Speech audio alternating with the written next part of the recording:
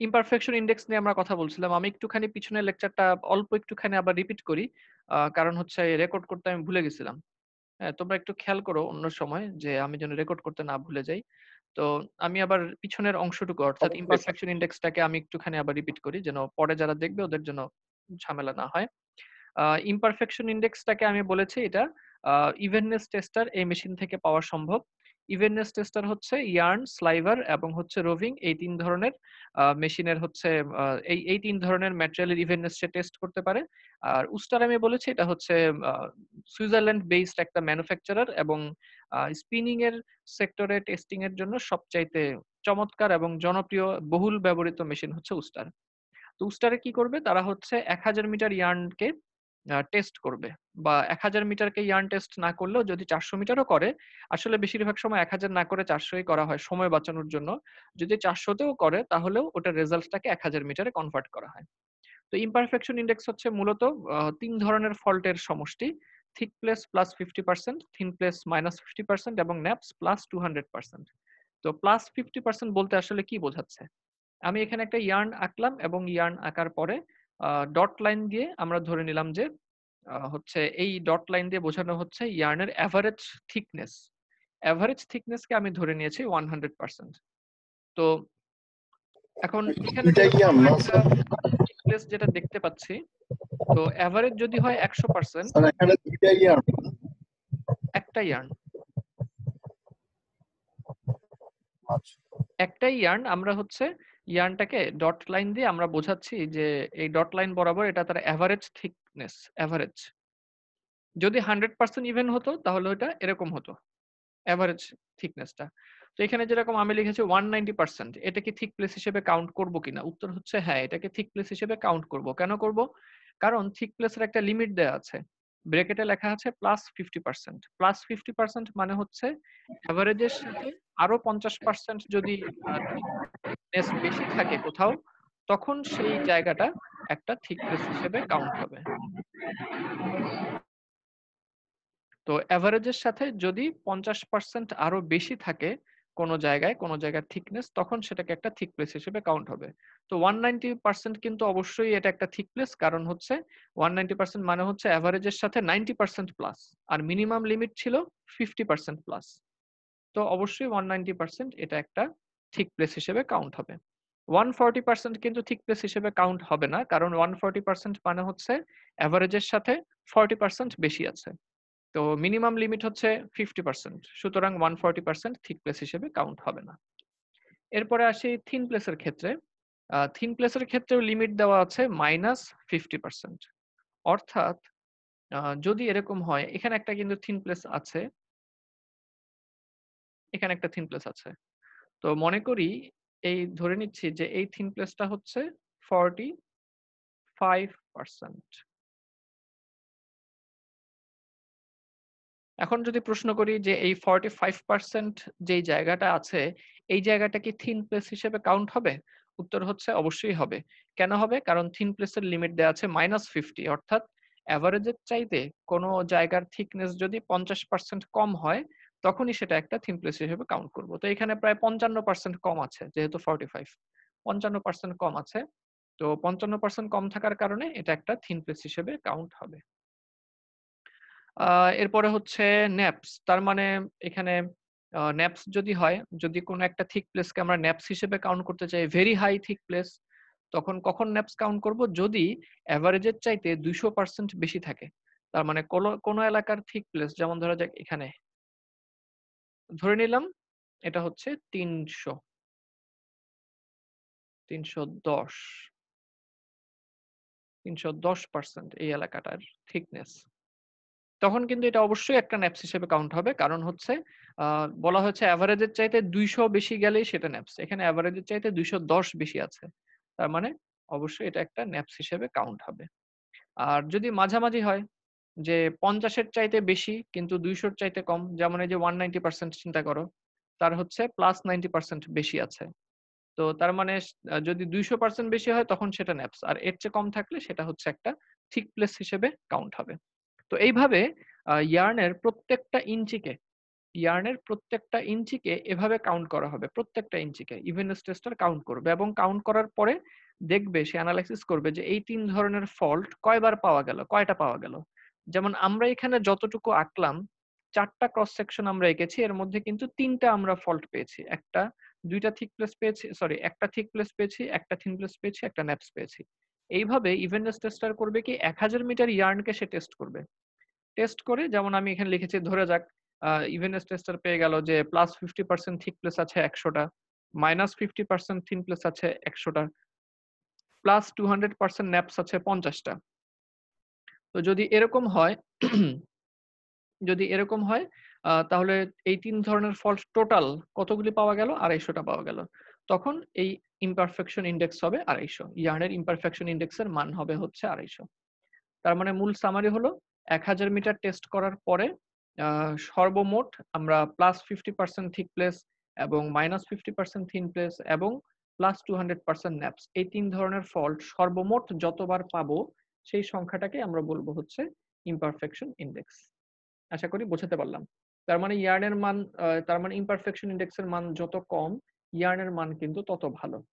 একটা ইয়ার্নের imperfection index, যেটাকে সংক্ষেপে বলা হয় আইপিআই, একটা ইয়ার্নের ইমপারফেকশন ইনডেক্স যদি হয় তোমার 250, আর একটা ইয়ার্নের ইমপারফেকশন ইনডেক্স বা আইপিআই ভ্যালু যদি হয় 100, তার মানে অবশ্যই বোঝা যাচ্ছে যে যার 100 আইপিআই তার মান ভালো, কারণ তার মধ্যে নিশ্চয়ই থিক প্লেস, থিন প্লেস এবং ন্যাপসের পরিমাণ 250 চাইতে অনেক কম। অর্থাৎ আমি ইমপারফেকশন ইনডেক্স এর মান ভালো, তার মানে হচ্ছে ইমপারফেকশন ইনডেক্স এর মান কম, বেশি কিন্তু না, কম। যত কম আইপিআই এর মান তত ভালো হচ্ছে ইয়ার্নের কোয়ালিটি। আচ্ছা, আশা করি এইটুকু কথা পরিষ্কার। এর মধ্যে যদি কোনো হচ্ছে প্রশ্ন থাকে, একজন লিখেছ যে স্যার স্ট্যান্ডার্ড কত? এখানে আসলে সরাসরি স্ট্যান্ডার্ড বলাটা খুবই মুশকিল, কারণ হচ্ছে বিষয়টা আহ একেক ধরনের ফাইবারের উপরে নির্ভরশীল। একেক ধরনের ফাইবারের একেক ধরনের কাউন্টের উপরে নির্ভরশীল। কোন ফাইবারের মধ্যে ন্যাপস অনেক বেশি তৈরি হয়, কোন ফাইবারের মধ্যে ম্যাচুরিটি কম থাকে, কোন ফাইবারের মধ্যে ম্যাচুরিটি বেশি থাকে।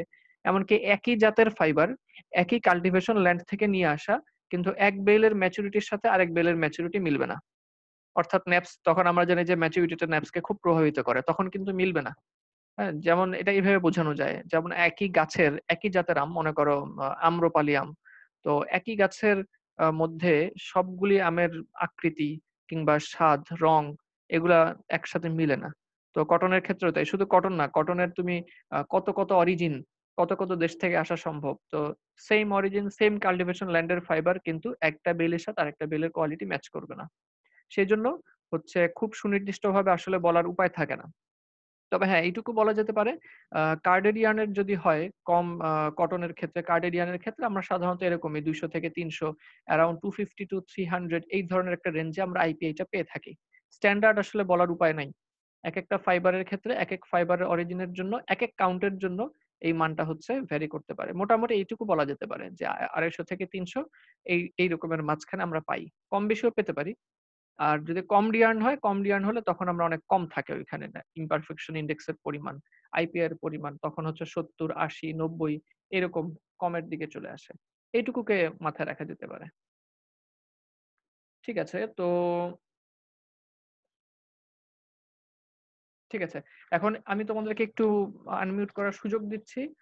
যদি কোনো কোয়েশ্চেন থাকে আনমিউট করে বলতে পারো। কোয়েশ্চেন না থাকলে আনমিউট করার প্রয়োজন নাই।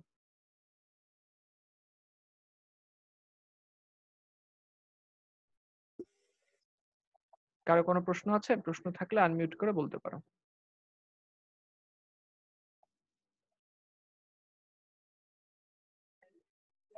স্যার, যদি থিকনেস 50% এর বেশি হয় তাহলে কি আমরা এটাকে এফএবি কে ফল্ট আছে ধরে নিব, মানে এই ইয়ার্নে? হ্যাঁ, অবশ্যই। এই যে তখনই তো আমরা একটা ফল্ট ধরলাম যে হ্যাঁ, একটা থিক প্লেস পাওয়া গেছে, +50% এর চেয়ে বেশি একটা থিক প্লেস পাওয়া গেল। তখনই তো আমরা বুঝে ফেললাম। ওটা একটা ফল্ট হিসেবে কাউন্ট হবে।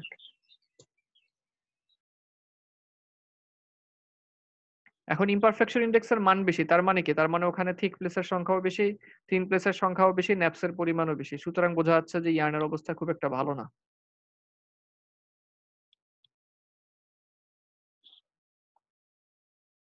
আর কোনো প্রশ্ন? আর ইমপারফেকশন ইনডেক্সের কি কোনো স্ট্যান্ডার্ড আছে? হ্যাঁ, এটার উত্তর আমি দিয়ে দিয়েছি।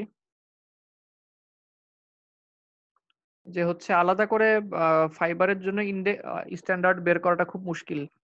কারণ হচ্ছে ফাইবারের কোয়ালিটির মধ্যে বেশ ভ্যারিয়েশন থাকে। এমনকি একই অরিজিনের কটন ফাইবারের মধ্যে একই কাল্টিভেশন ল্যান্ডের মধ্যেও ২ টা বেলের মধ্যে ফাইবারের ম্যাচুরিটির মধ্যে পার্থক্য থাকবে বা লেংথ এর মধ্যে পার্থক্য থাকবে। সুতরাং thick place, thin place, snaps যে সবসময় একই স্কেল ফলো করে আসবে এটা কখনোই হয় না। 300 এর নিচে থাকলে স্যার আমরা ভালো ধরে নিব, তাই না স্যার? মোটামুটি না, ভালো ধরা বলতে আমরা এখানে একটা রেগুলার রেঞ্জ আছে। যেমন কার্ডেড ইয়ার্নের ক্ষেত্রে 250-300 এরকম রেঞ্জের মধ্যে পাওয়া যায় সাধারণত। ঠিক আছে? আর কম ইয়ার্নের ক্ষেত্রে এটা পাওয়া যায় হচ্ছে 80-90 এরকম আরকি। ন্যাপসের একটা স্কেল আছে, ন্যাপস পার গ্রামের ভিত্তিতে। ওকে আর ওকে যদি স্যার। কাউকে স্কেল বানাতে হয় তাহলে তাকে একদম হচ্ছে কি বলা যায়, কিভাবে বানাতে হবে তখন হচ্ছে ঠিক অরিজিন অনুযায়ী, ফাইবার অনুযায়ী আলাদা আলাদা করে বানাতে হবে। এমনকি সেম অরিজিন, তো সেই সেম অরিজিনের মধ্যেও আলাদা আলাদা স্কেল তাকে বানাতে হবে। লেংথ অনুযায়ী, এভারেজ লেংথ অনুযায়ী আলাদা আলাদা করে তাকে বানাতে হবে। যদি কেউ আলাদা কোনো স্কেল বানাতে চায়। স্যার, কম্বিং অপারেশনের উপর এই ইমপারফেকশন ইনডেক্সের ইনফ্লুয়েন্সটা তাহলে কি হইলো? মূল ইনফ্লুয়েন্স তো আসলে গ্রাফে। আমি তোমাকে আপাতত দেখাচ্ছি ইমপারফেকশন ইনডেক্স কাকে বলে। এটা কি বুঝেছো আচ্ছা স্যার। ইমপারফেকশন ইনডেক্স কাকে বলে? জি স্যার। জি আচ্ছা স্যার। ঠিক আছে। জি স্যার, তাহলে আমরা বুঝতে পারছি। হ্যাঁ, কোশ্চেন না থাকলে আমি হচ্ছে ড্রয়িংটা মুছে ফেলি।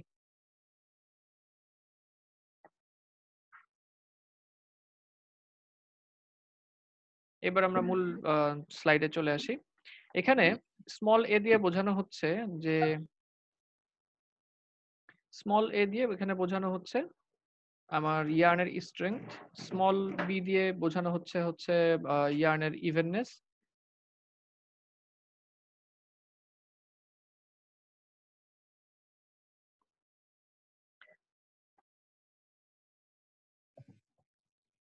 হ্যালো।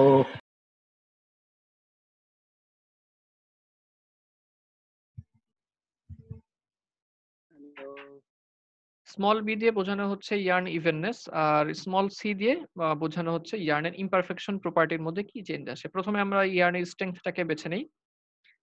ইয়ার্ন স্ট্রেংথকে বেছে নেওয়ার ক্ষেত্রে স্মল এ বরাবর হচ্ছে যে ঘরটা দেওয়া আছে, যে নীল রঙের যেই দাগটা, এটা হচ্ছে ইয়ার্ন স্ট্রেংথের ঘর।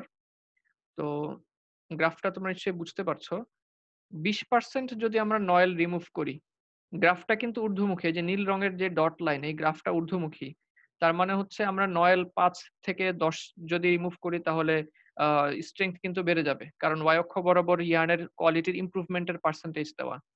15 দিলে আরেকটু বাড়বে, 20% রিমুভ করে দিলে আরেকটু বাড়বে। যদি 20% নয়েল রিমুভ করি তাহলে কিন্তু আমার ইয়ার্নের স্ট্রেংথ ইমপ্রুভ করে কত, এই দিক বরাবর একটা যদি আমরা টান দিয়ে যাই, টান দিতে দিতে দিতে দিতে এখানে আসলে মোটামুটি এরকম অ্যারাউন্ড 8% এর মতো হচ্ছে স্ট্রেংথ বেড়ে যাবে। যদি আমরা 20% এর মতো নয়েলকে রিমুভ করতে পারি, ইয়ার্নের স্ট্রেংথ প্রায় 8% বেড়ে যাবে। ঠিক আছে? যদি আমরা 10% নয়েল রিমুভ করি তাহলে হচ্ছে অ্যারাউন্ড 4% এর মতো হচ্ছে ইয়ার্নের স্ট্রেংথ বেড়ে যাবে। এটা গেল স্ট্রেংথের কথা। ইভেননেস এর গ্রাফটা কিন্তু আরো ঊর্ধ্বমুখী। এই যে এটা কালো রঙের ডট, কালো রঙের ডট, এই আরো ঊর্ধ্বমুখী ইয়ার্নের ইভেননেস এরটা মোটামুটি আরেকটু উপরে উঠে আসে। তো যদি 20% নয়েলকে রিমুভ করতে পারি তাহলে ইয়ার্নের ইভেননেস প্রায় এই বরাবর চলে আসে, তাই না? এই যে এটা 20% এর, তো এটা প্রায় 18% এর মতো চলে আসে। যদি আমরা 20% নয়েলকে রিমুভ করতে পারি তাহলে ইয়ার্নের ইভেননেস বেড়ে যায় হচ্ছে অ্যারাউন্ড 18%। যদি 10% নয়েল রিমুভ করি তাহলে প্রায় 10% এর মতো হচ্ছে ইয়ার্নের ইভেননেস বেড়ে যাচ্ছে। আশা করি গ্রাফটা তোমরা বুঝতে পারতেছো। সহজ জিনিস। সবচেয়ে বেশি হচ্ছে প্রভাব যেই জায়গায় দেখা যায়, সবচেয়ে বড় ধরনের হচ্ছে আহ, যেই জাম্প, কোয়ালিটির জাম্প যেটা সবচেয়ে বেশি দেখা যায় সেটা হচ্ছে ইয়ার্নের ইমপারফেকশনের মধ্যে। কিরকম? এই দেখো, এই বিশাল হচ্ছে ইমপারফেকশনের গ্রাফটা হচ্ছে এটা, হলুদ রঙের যে গ্রাফটা, এটা ইমপারফেকশনের গ্রাফ। এই বিশাল হচ্ছে একটা জাম্প দেখা যায়। তো 20% যদি আমরা নয়েল রিমুভ করি তার মানে প্রায় 65% এর মতো হচ্ছে আমি এখানে ইমপারফেকশন ইন্ডেক্সের ইমপ্রুভমেন্ট পাচ্ছি। আচ্ছা, তো ইমপারফেকশন ইন্ডেক্সের ইমপ্রুভমেন্ট পাওয়া মানে কি? ইমপারফেকশন ইন্ডেক্সের মান বেশি হওয়া নাকি কম হওয়া? অবশ্যই কম হওয়া, কারণ ইমপারফেকশন ইন্ডেক্স বেশি হওয়া মানে তো হচ্ছে থিক প্লেস স্ন্যাপস আরো বেড়ে যাওয়া। তার মানে অবশ্যই যদি আমরা বলি 20% নয়েল রিমুভ করলে 65% ইমপ্রুভমেন্ট হবে, এর মানে হচ্ছে ইমপারফেকশন ইন্ডেক্সের মান অ্যারাউন্ড 65% কমে যাবে যদি 20% নয়েলকে আমরা রিমুভ করতে পারি। যদি 10% নয়েল রিমুভ করি তাহলে কি হবে? তাহলে হচ্ছে মোটামুটি 36 to 37 এর মতো। হ্যাঁ, 10% নয়েল রিমুভ করলে প্রায় 38% এর মতো হচ্ছে আমাদের ইমপারফেকশন ইন্ডেক্স ইমপ্রুভ হবে। এই হচ্ছে মোটামুটি আমাদের ইনফ্লুয়েন্স, স্ট্রেংথ, ইভেননেস এবং ইমপারফেকশনের উপরে সবচেয়ে বড় প্রভাব দেখা যায় হচ্ছে ইমপারফেকশনের উপরে। আচ্ছা, তো এই টপিকটা আশা করি বোঝা গিয়েছে। তারপরও কারো যদি প্রশ্ন থাকে প্রশ্ন করতে পারো।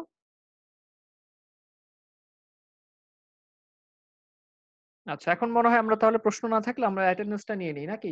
কেউ বলছো যে অ্যাটেন্ডেন্সটা নিয়ে নিলে এখন ভালো হয়।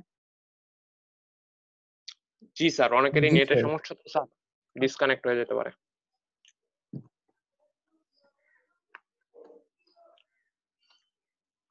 কোন সেকশন আছো এখন? সেকশন 4। জি স্যার।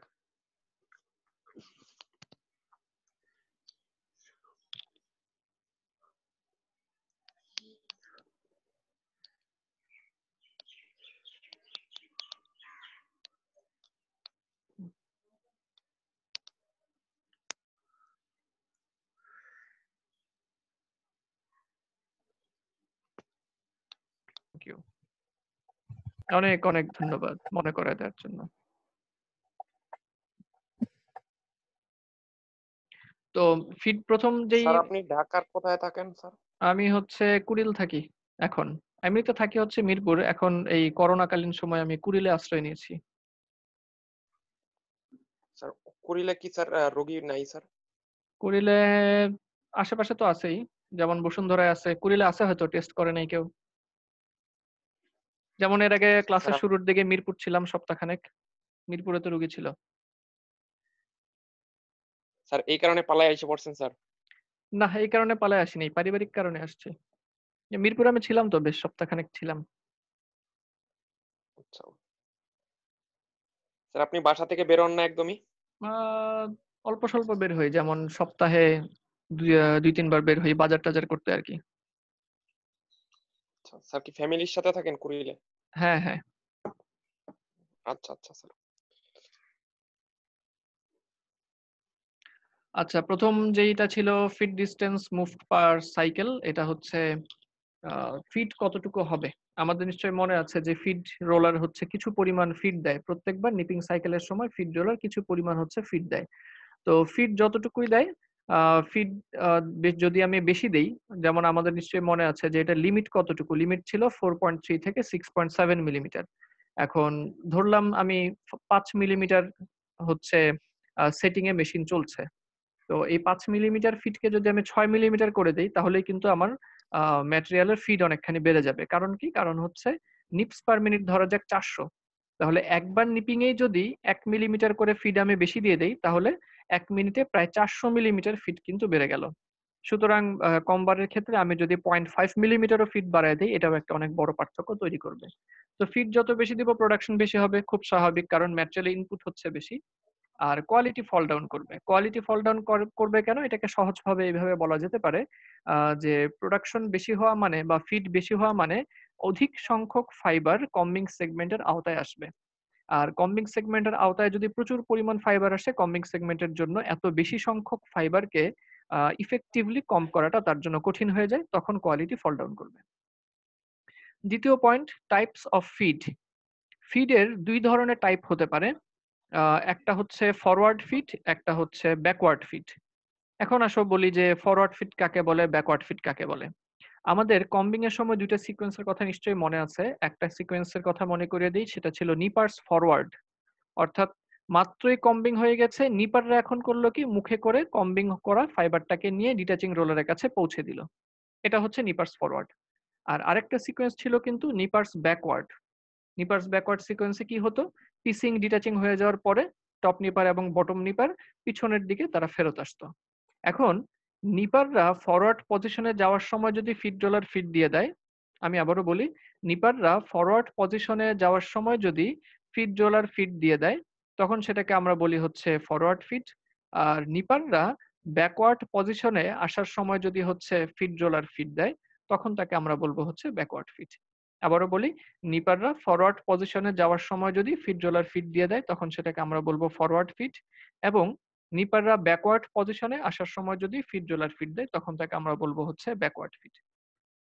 তো ফরওয়ার্ড ফিট, ব্যাকওয়ার্ড ফিট দুইটাই হচ্ছে সিলেক্ট করা যায়, যে কোনো একটা সিলেক্ট করে হচ্ছে কম্বার মেশিন চলবে। তো দুইটার মধ্যে কিছু বেসিক প্রপার্টিও লেখা আছে, যে ফরওয়ার্ড ফিট যদি আমরা বেছে নিই তাহলে প্রোডাকশনের দিক থেকে আমরা সুবিধা পাই, কিন্তু কোয়ালিটি কিছুটা ফল ডাউন করবে। ব্যাকওয়ার্ড ফিডের ক্ষেত্রে আবার কোয়ালিটির দিকে ভালো মনোযোগ থাকবে, কিন্তু প্রোডাকশন কিছুটা ফল ডাউন করবে। তো এই ঘটনাটা কেন ঘটবে, যে ফরওয়ার্ড ফিডে প্রোডাকশন বেশি, ব্যাকওয়ার্ড ফিডে কোয়ালিটি বেশি, এই জিনিসটা বোঝার জন্য আমাদের আগামী ক্লাসে টপিক নাম্বার 7 যেটা নয়েল থিওরি, সেটা পর্যন্ত একটু অপেক্ষা করতে হবে। আমরা রেজাল্টটা আপাতত মুখে বলে দিলাম আর কি, কেন হচ্ছে এটা। আর নয়েল থিওরি যখন আমরা টপিকটা পড়বো তখন ইনশাল্লাহ বোঝা যাবে। পরবর্তী পয়েন্ট যেটা, সেটা লেখা হচ্ছে ডিটাচমেন্ট সেটিং। ডিটাচমেন্ট সেটিং কাকে বলে? ডিটাচমেন্ট সেটিং হচ্ছে এই নিচের ছবিটার দিকে খেয়াল করো, নিপার থেকে শুরু করে, এটা তো টপ নিপার, নিচেরটা বটম নিপার, মাঝখানেরটা ফিড রোলার, আর এই পাশে যেই দুইটা রোলার দেখা যাচ্ছে তাদেরকে আমরা বলি হচ্ছে ডিটাচিং রোলার। তো নিপার থেকে শুরু করে ডিটাচিং রোলার পর্যন্ত যেই দূরত্ব, যেই সর্বনিম্ন দূরত্ব, সেটাকে আমরা বলবো ডিটাচমেন্ট সেটিং। নিপার থেকে শুরু করে ডিটাচিং রোলারের যে সর্বনিম্ন দূরত্ব, সেটাকে আমরা বলবো হচ্ছে ডিটাচমেন্ট সেটিং। সর্বনিম্ন কথাটা এই জন্য বললাম, কারণ হচ্ছে নিপাররা কিন্তু তাদের পজিশনে ফিক্সড না। তারা নিপার্স ফরওয়ার্ড পজিশনের সময় সামনের দিকে চলে যায়, নিপার্স ব্যাকওয়ার্ড পজিশনের সময় হচ্ছে পিছনের দিকে চলে আসে। তো কোন দূরত্বটা আসলে হবে, সেজন্য আমি বলেছি যে সর্বনিম্ন দূরত্ব, অর্থাৎ নিপারের মোস্ট ফরওয়ার্ড পজিশন থেকে ডিটাচিং রোলার পর্যন্ত যে দূরত্ব, সেটাকে আমরা বলবো হচ্ছে ডিটাচমেন্ট সেটিং। এটাকে হচ্ছে ই দিয়ে প্রকাশ করা হয়, আমাদের এখানে আছে ই দিয়ে প্রকাশ করা হয়। আর এটার আউটপুট কি? আউটপুট হচ্ছে ডিটাচমেন্ট সেটিং আমরা যত বেশি বাড়ায় দিব, নয়েলের পরিমাণও তত বেশি কমবে। ডিটাচমেন্ট সেটিং আমরা যত কমায় রাখবো, নয়েলের পরিমাণও তত কম থাকবে। এটা হচ্ছে তার রেজাল্ট। এখন কেন? এটার জন্য আমাদেরকে নয়েল থিওরি টপিক পর্যন্ত একটু অপেক্ষা করতে হবে। আমরা এখানে শুধুমাত্র শেষের দিকে প্রায়, নাকি এখানেই রাখবো? জি স্যার। আচ্ছা ঠিক আছে, তাহলে আমাকে মনে করায় দিও যে স্যার 8 নাম্বার টপিকের 3 নাম্বার পর্যন্ত হয়েছে, 4 আর 5 হয় নাই, ঠিক আছে? জি স্যার, ডিটাচমেন্ট। হ্যাঁ, ডিটাচমেন্ট সেটিং পর্যন্ত। ডিটাচমেন্টটা আরেকবার একটু বললে ভালো হতো। হ্যাঁ ঠিক আছে, যাদের প্রশ্ন নেই তারা লিভ করো, যাদের প্রশ্ন আছে তারা থাকো। আচ্ছা, ডিটাচমেন্ট সেটিংটা হচ্ছে যে নিপার থেকে শুরু করে, যে এটা তো টপ নিপার বটম নিপার, নিপার থেকে শুরু করে ডিটাচিং রোলারের মধ্যবর্তী দূরত্বটাই হচ্ছে ডিটাচমেন্ট সেটিং। এবং নিপাররা যেহেতু কখনো সামনে যায় কখনো পিছনে আসে, তাহলে কোন দূরত্ব তো কখনো বাড়ে কখনো কমে যায়। সেই জন্য আমরা বলেছি নিপাররা যখন সবচেয়ে সামনের পজিশনে চলে আসবে, মোস্ট ফরওয়ার্ড পজিশন থেকে, নিপারের মোস্ট ফরওয়ার্ড পজিশন থেকে ডিটাচিং রোলারের যে দূরত্ব, সেটাই হচ্ছে ডিটাচমেন্ট সেটিং। যে প্রশ্ন করেছো সে কি বুঝতে পেরেছো কিনা? না বুঝলে আবার সর্বনিম্ন দূরত্বটাই স্যার। জি জি, সর্বনিম্ন দূরত্ব, অর্থাৎ নিপাররা সবচেয়ে কাছাকাছি যখন চলে আসে ডিটাচিং রোলারের, সেই দূরত্বটা, তখনকার দূরত্ব। যে প্রশ্ন করেছিল বুঝেছো কি? জি স্যার। আচ্ছা ঠিক আছে, আর কোনো প্রশ্ন এই 3টার মধ্যে? তাহলে নেক্সট ক্লাসে আমাকে মনে করায় দিও যে স্যার আমরা টপিক নাম্বার 3 নাম্বার পয়েন্টে ছিলাম, 4, 5 বাকি আছে, এইটুকু মনে করায় দিও। তাহলে আমরা লিভ নিচ্ছি এখন, কোনো প্রশ্ন না থাকলে। ওয়ালাইকুম 3 স্যার। আসসালাম। আচ্ছা, স্যার আসসালামু আলাইকুম। ওয়ালাইকুম আসসালাম।